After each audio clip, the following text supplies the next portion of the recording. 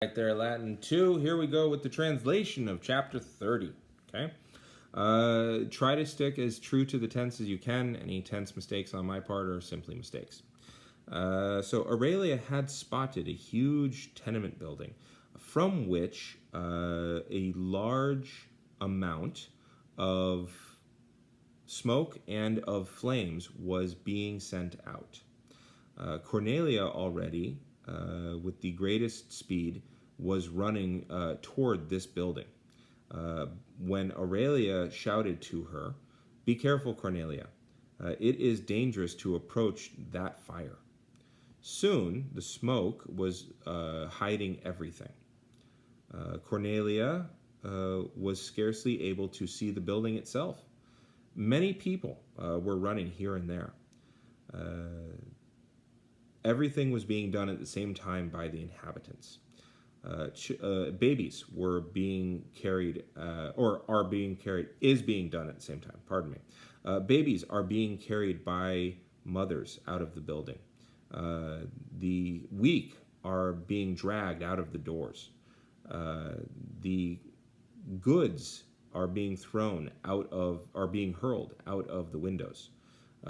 Trunks, beds, furnishing is being placed in the road. Cornelia had never before seen such a miserable spectacle. Women were crying and were holding little children. Children were crying who were seeking their parents.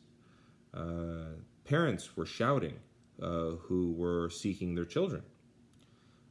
The road was full of them, of those who had come to the spectacle.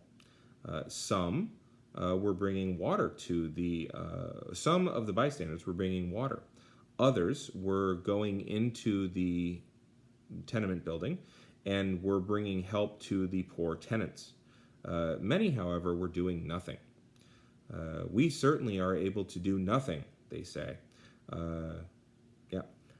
In this city, it is accustomed that there are fires. Fires are accustomed to being, which cannot be extinguished, or which we are not able to extinguish. We are able to save neither this building nor these inhabitants.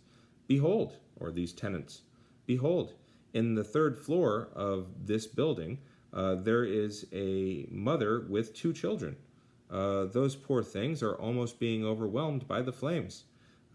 If the tenants are not able to save themselves, what can we do?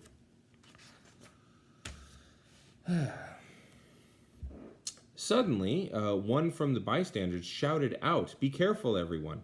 Unless y'all immediately will flee, all y'all will be crushed by either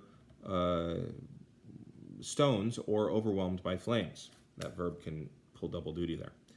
Then Cornelia says, "Alas, mother, I am very..." Now here's where you can have fun. You can either say I'm very inspired or I'm very upset. When I see such miserable children, who will bring help to them? In what way will they escape? What will happen to them? To which Aurelia responded, "I don't know it. Without a doubt, they're already dead. But why are you, again, upset or inspired?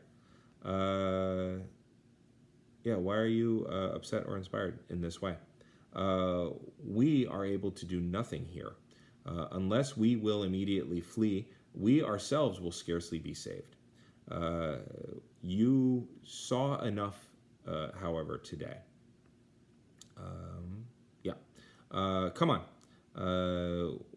We will go to the forum and buy dormice." So either she's trying to distract her away from watching all this carnage and it's awful, or she just doesn't care. At that very moment, the walls of the tenement building fell down with a huge roar, or huge crashing. nothing was remaining except for stones and smoke.